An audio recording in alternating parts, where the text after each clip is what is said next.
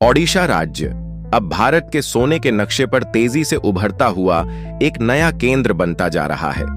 हाल ही में ओडिशा के खान मंत्री विभूति भूषण जेना ने विधानसभा में जानकारी दी कि राज्य के कई जिलों में सोने के भंडार पाए गए हैं।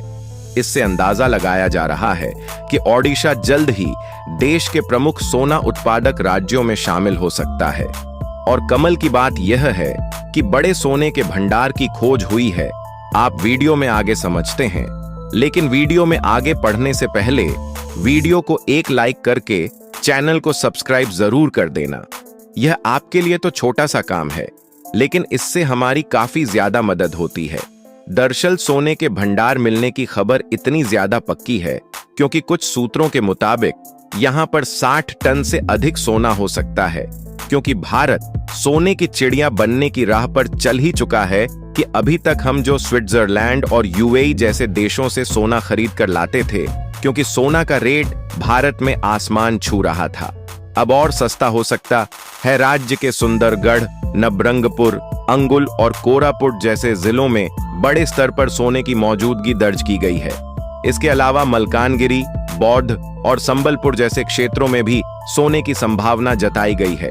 सबसे अधिक ध्यान खींचने वाला क्षेत्र है मयूरभंज, जहां जशीपुर, सूर्यागुड़ा, रुआंसी, इडेलकुचा, मारेडिही, सुलेपट और बादाम पहाड़ जैसे इलाकों में सोने के संकेत मिले हैं।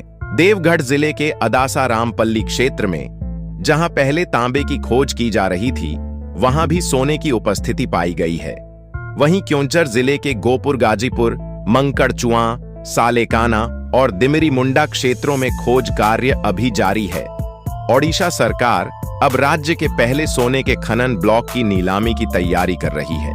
इसके लिए भारतीय भूवैज्ञानिक सर्वेक्षण (जीएसआई) और ओडिशा खनन निगम इन क्षेत्रों में सक्रियता से सर्वेक्षण कर रहे हैं। तकनीकी समितियां अंतिम रिपोर्टों की समीक्षा कर रही हैं ताकि व्यावसायिक खनन को मंजूरी दी जा सके।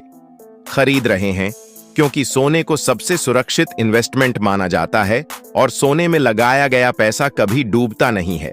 इसी कारण माहौल कुछ ऐसा बन गया है कि सोने की डिमांड बढ़ गई है, जिसके कारण इसकी कीमत दिन पर दिन आसमान की ऊंचाइयों की ओर जा रही है। इन प्रयासों से राज्य में निवेश की संभावना बढ़ेगी और स्थानीय लोगों के लिए रोजगार के नए अवसर भी सामने आएंगे। अगर सभी और इसी बीच भारत भी लपेट जा रहा है, क्योंकि भारत भी दूसरे देशों से सोना खरीदने पर डिपेंडेंट है। और यह बात हम सभी जानते हैं कि कभी भारत को सोने की चिड़िया कहा जाता था, और उसकी वजह थी यहाँ के विशाल सोने के भंडार। लेकिन प्रक्रियाएं सफलतापूर्वक पूरी होती हैं तो ओडिशा जल्द ही देश के खनिज मानचित्र पर सोने की नई राजधानी के रूप में उभर सकता है।